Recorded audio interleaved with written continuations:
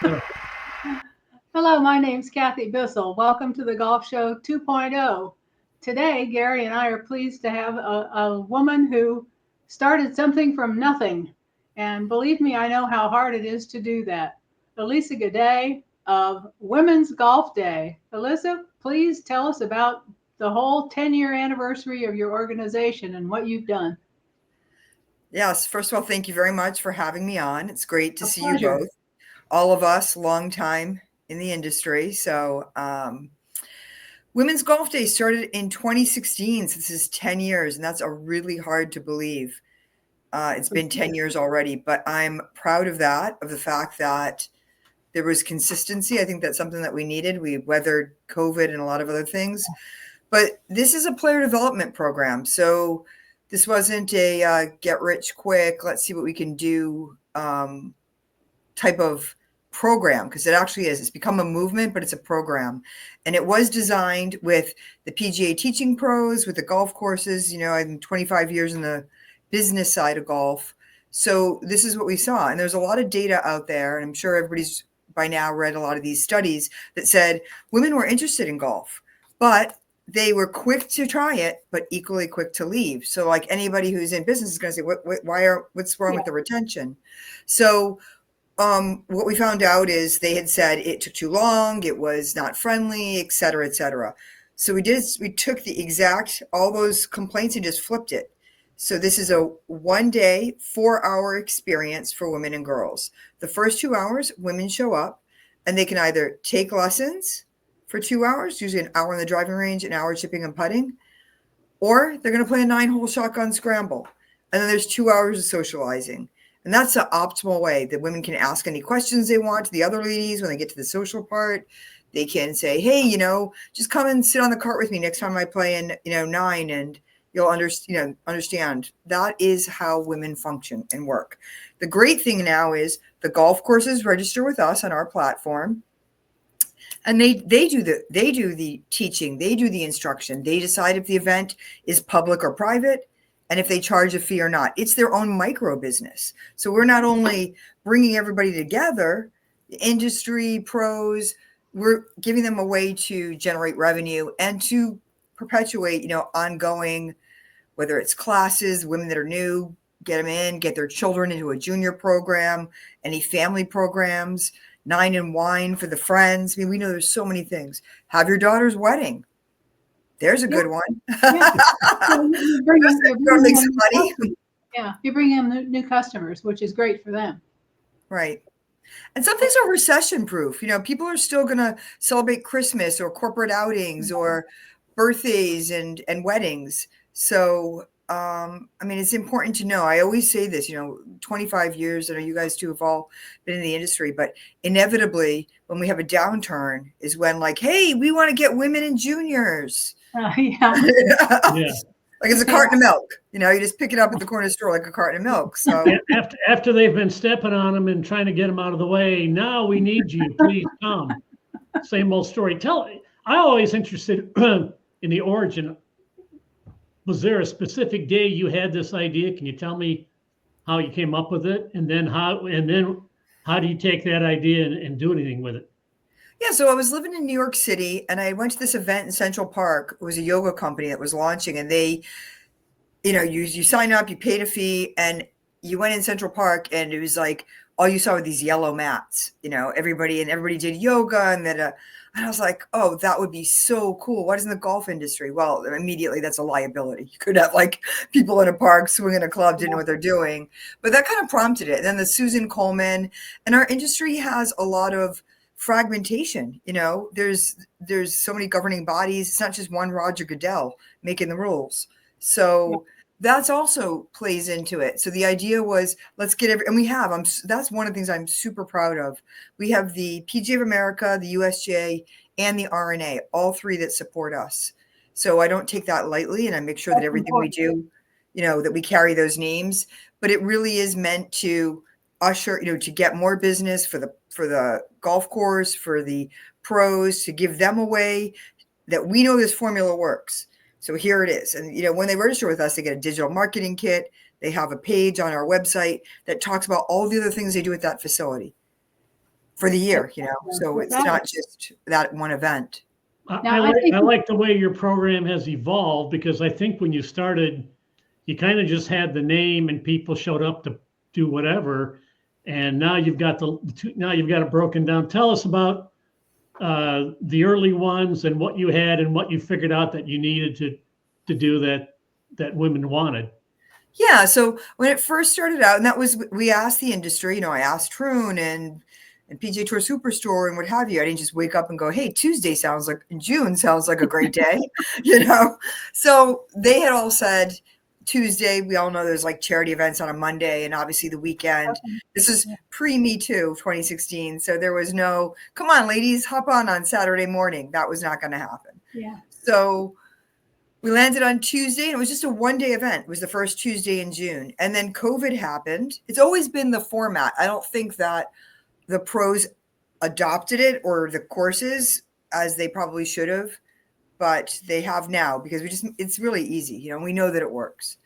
And listen, if the three of us and two other people were taking tennis lessons, we've never taken tennis, we're always with new people. No one's sitting there going, let's go to Wimbledon. So the idea that we're mixing new and existing golfers, and when we know the data shows that they're not comfortable, they don't feel, here's a way to ease. And every single one of us in the golf industry, we all have a friend that we wish played golf, that you'd love to go hang out and chat with. I mean, I know I have friends you can talk to, you're blue in the face, they're not interested. But that's one of the reasons too. So we even have this year a campaign. We've always had the hashtag, but we're leaning into it, and it is called Bring a Friend. Oh, that's really smart. Yeah. That doesn't surprise me much. Now you're totally international with this. My recollection is there's something like 1,370 locations that participated last year. Do you have the same kind of numbers this year? I mean, it's, you just started with a handful of locations is what I recall. Exactly. So we have 1,350 locations that have hosted it. So It drops on and off. We'll probably do, our peak was probably 900 to 1,000, and it'll float somewhere between 4 to 8. There's a lot of things. We changed technology, different years, but we're 85 countries. That's also. Yeah. And does this give you an excuse to go visit some of those countries on Women's Golf Day and hang out with somebody? Gary, I'm living off of like 2 hours of sleep, like leading up to that. I'm going to visit those countries after for a vacation. No, I am headed to Thailand, but I'm speaking at the PGA, the European PGA, but the PGA of GB&I, they have an international division. That's the Asia Pacific. And I'm speaking at their conference. So they've asked me, and I could never really do it. And this year I said, I'm not, because it always falls right before our event.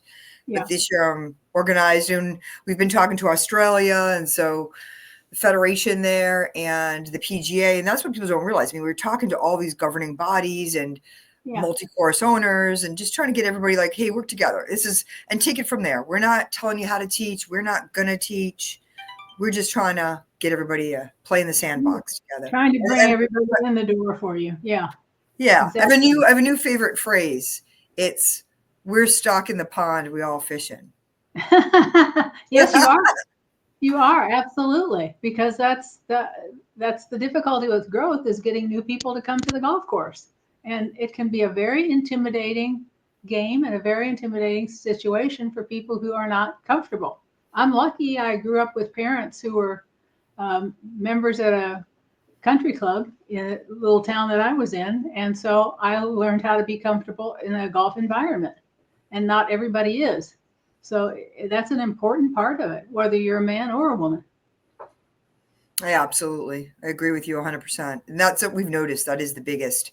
And I think from an industry perspective, if we haven't taken a good look at Topgolf by now, that's the consumers speaking.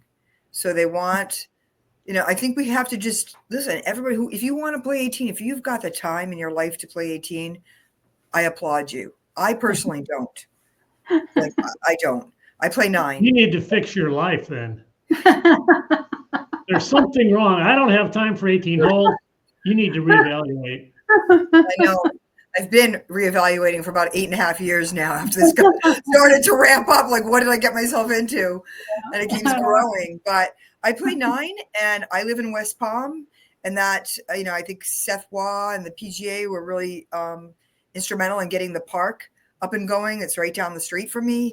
Wow, what a gift that is. Open till 9 p.m. The driving range is lit. They have a par 3 that's lit. And Nice. I started playing in a league because it started women's league Every every Tuesday night because it started at like 6. Sure. And I could play. It's like 7:30. We were done. Absolutely. Yeah. It's amazing what happens when golf can fit your schedule instead of you having to fit the golf schedule. Yeah, and these concepts like there in Frisco, that PGA, Omni, these park friendly, really different kind of vibe, and just being open late. Like, why not? Yeah, it's amazing. I used to work. I think that the main problem that nobody ever wanted to address in growing the game is the people who were, men have always ruled the game. So it's not that they're against women. They're against anybody who's not really a good player or who moves along quickly. So that they think women are slow, which some are, but a lot of men are slow. Everybody's in favor of junior golf until there's a bunch of kids in front of them on the course, and even seniors who are slow. It is, if you're not already adept at golf and you're going out to a golf course that is busy and you're in front of good golfers, I mean, it's uncomfortable. There's just no way to play fast if you have it swinging 140 times and somebody else is swinging 80 times. So that's the issue that they never want to address. But really, it's men made the rules for years, and they didn't want women in their way because they just assumed none of them could play dead or move.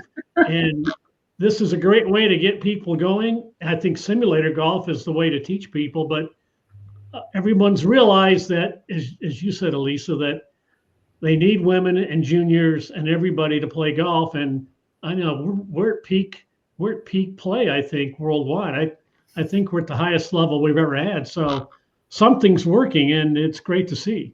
Oh, Gary, what do you see with the tee times? I know you play a lot of golf every place you go. It's hard to get one. The club I'm at is at peak membership, and it's got 3 9s, and we just started a system. I say we, the club pro announced it, but they're having a lottery for the Friday afternoon, Saturday morning, and Sunday morning tee time. So, based on my history in the lottery, I'm not optimistic. I'm still waiting for that Powerball ticket to come through.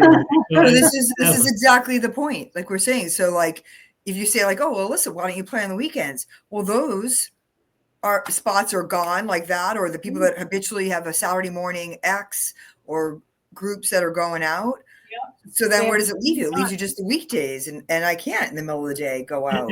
And you don't want to be a not very good golfer in a foursome of not very good golfers on Saturday morning in front of a foursome of good golfers who are just going to make you uncomfortable. And in some cases, they're rude. And, these guys have already had a few adult beverages. It just doesn't work for those people. So, that's why Top Golf is great. You don't have to go find your ball and pick it up. You're not in anybody's way. Same with simulator golf. It's great, but it gets you ready for outdoor golf. So, but nobody ever discusses that in golf. They just say we have to grow the game. Well, if it's if you're a 14-year-old girl and you don't have 2 friends who want to play golf, what are you going to do? You're going to go to the golf course by yourself? Nobody wants to see you out there by yourself. With all the men hanging around, it's not a comfortable place to be. That's right. You're absolutely right about that. The other thing too is perhaps Elisa will move on to this topic a little bit later on her 20th anniversary of Women's Golf Day. Is that if courses would appropriately move up some of the tees for beginners.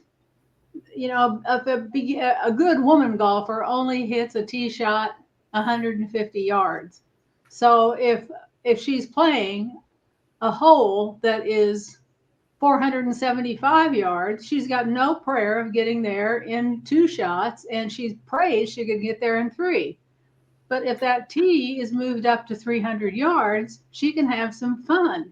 And she'll hit 1 less shot or 2 less shots, and she'll speed along.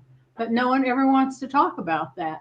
Anyway, I'll get off my soapbox and back to Yeah, I think that, I mean, it buzzes around now and again, but I do think in general, and whether it's a woman or a senior or a child or men that are just obstinate, like you're not that good. I think you should play the tees that of your level of golf. Yes. I wholeheartedly believe in that. And if there's no tees there, just go up to where the fairway starts and peg it and go from there.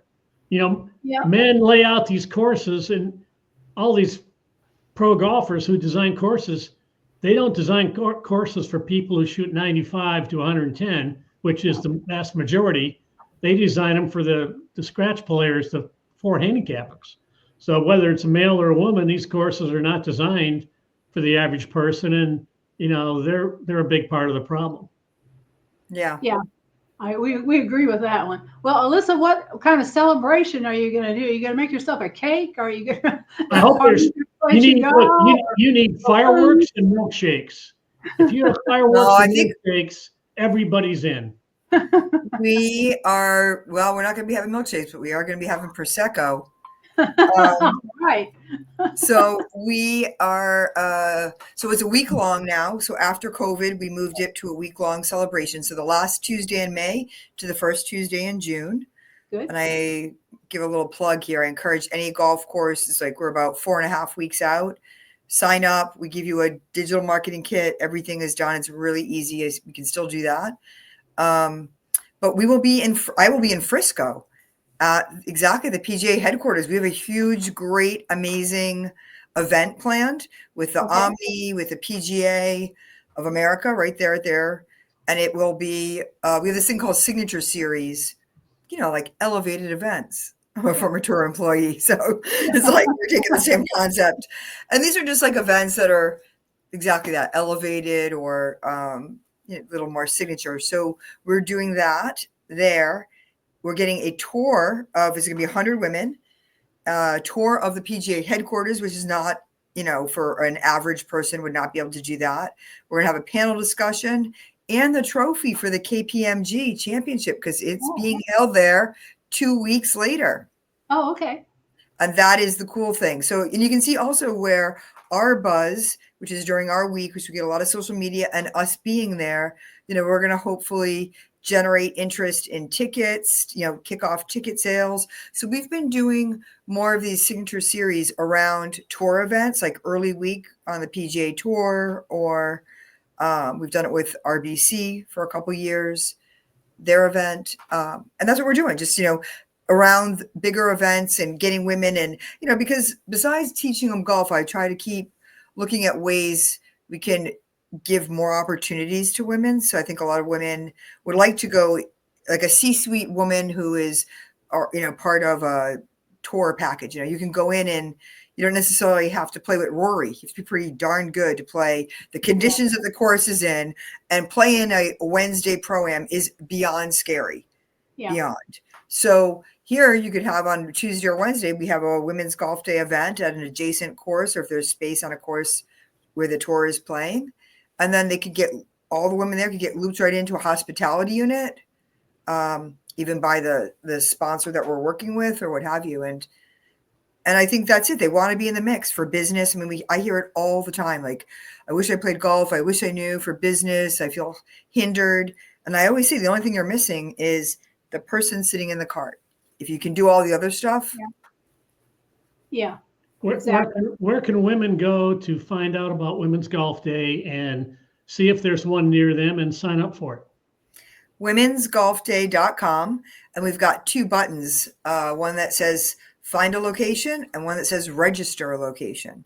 So that sounds complicated. Yeah. And even on the homepage, there's 2 images. One is 2 women walking on a golf course and one is a picture of a golf course. So whichever one you scroll your mouse over or your finger, that's the one that if you're a golf course, we got to make it easy. Got to make it easy. Besides besides yourself, are there any other famous celebrities signed up for Women's Golf Day? Um, Paige oh my, Spiranac. Uh, no, I don't. I I can't don't even think of know. any names. Kim No, Alexis. Cheryl Ladd. Kim Alexis, yeah, she's one of our ambassadors. We do have ambassadors, Sarah Bennett in the UK. Yeah, we have a pretty extensive ambassador team. I don't know about, they're just people that are in the industry, all different parts, men and women. Kim is So, our first yeah, supermodel. So, and very nice. I spoke to her last year at the PGA show. yes, So absolutely. She's in Arizona. Yeah. I'll tell you who the superstar is. There's a woman named Natalie who's out of Dobson Creek. Last year, she had 350 women on their driving range and turned it into, yep. So we gave her, we have an award every year, Inspire Action, for people who literally inspire. And she had done it and there was 200. And then she went to beat her record. And this past, because I went out to the event, Kim Alexis reminded me, went with us too for that one, and 350. And then you look at it and you go, it just takes one person. I mean, that's where you're like, all the work we do, I'm like, so worth it. And that's it. Then hopefully they take those women and plug them into whatever it is that they want, whether it's league play or lessons or 9 in Wine. That's where I think for women especially, everybody has a lot of commitments, but a lot of women are juggling, whether it's families and a lot of other home responsibilities, is just take them where they're at. Don't try to jam them into being league players. I mean, yes, we all love people to play well, but at a certain age, if you're not going for an NCAA scholarship or, trying to go LPGA, why are you going to rack your brain? If you can only play 9 and you're enjoying it, play 9 and enjoy it. Which course will you be at on Women's Golf Day? Well, I'm going to be at the Frisco one on May 30th. So people can go and go to that one. They can fly in. They can live there. I think they're already selling the tickets on Eventbrite. And we'll see. We have hopefully somewhere in this area. We've got a few things brewing that could be very cool in this West Palm. Every time I see a mention of you on Twitter or on Facebook, you're in some country. How many countries have you visited, would you guess? Everybody says that. I don't think I'm that. Am I that much? You're a big international traveler. You've been to a lot of places. How many countries would you guess you've been to?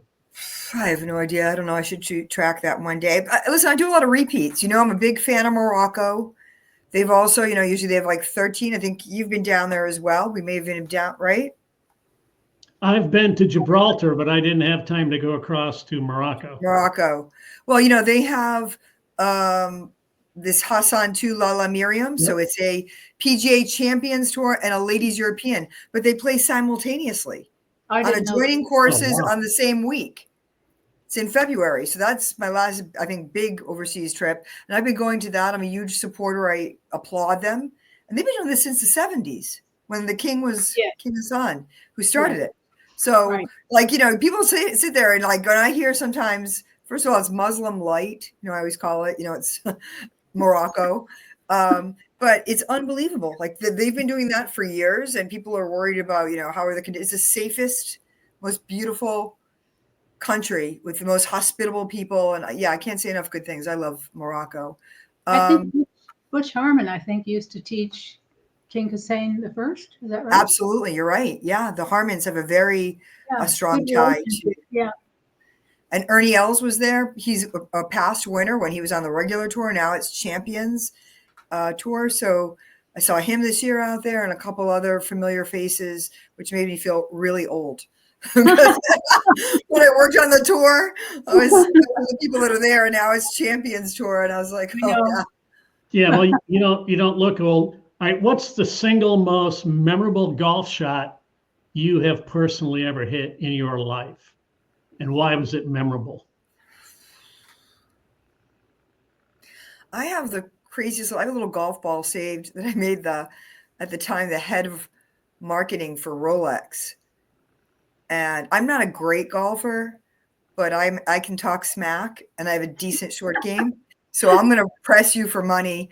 I'll put $5 and nothing crazy, but it adds a little pressure. I do better with a little bit of financial pressure like that. and I beat him. And he's a All good right. player. So I had him sign the golf ball, and I have it sitting in my bar. It's like people are like, why is there a golf ball sitting in this? I'm like, yeah, it's just you can do anything. You never know. I would think you'd have gotten a Rolex out of that bet. I don't know. No, I did not. The only other thing I would say is not necessarily a shot, but I played Pebble alone. I did a walk on. Nice. Yeah, I was out there, and I think had very much, especially it was a couple of years ago, this carpe diem. Everybody dreams of going to these places with like either your family or your best friends, and sometimes you can't keep waiting for those things. I think I was right there, and I was like, you know what, I'm gonna dial in. Now that you get many breaks, all you can get is there's no breaks on the pricing or anything. It's just like dial in, no matter who you are. It feels like at least get me on. And I think as a single, I was able to get on. Yeah. So super. Well, congratulations on your 10th anniversary year. We know you're headed to the airport here shortly, and we don't want to hold you up from that. I know what it's like to pack and go, and so does Gary. So I hope you've got clear for the airport.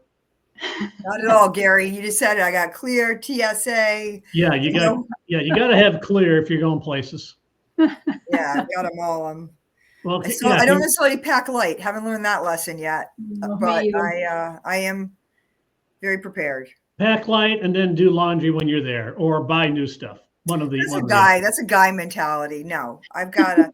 They're like throwing a gala, they throw in a golf day, they throw in a conference, and you're speaking. I'm not going to show up in a golf shirt to speak. A guy would have to I'd have to actually pack a clean shirt for that. Forget it. Well, 10 years of Women's Golf Day, all because of you. Good job. Job well done. Have a safe trip to Thailand. Thanks for joining us on the Golf Show 2.0. Thank you, guys. We really appreciate it. This helps us a lot too, getting the word out. So I appreciate it. Okay. Bye-bye. Happy travel.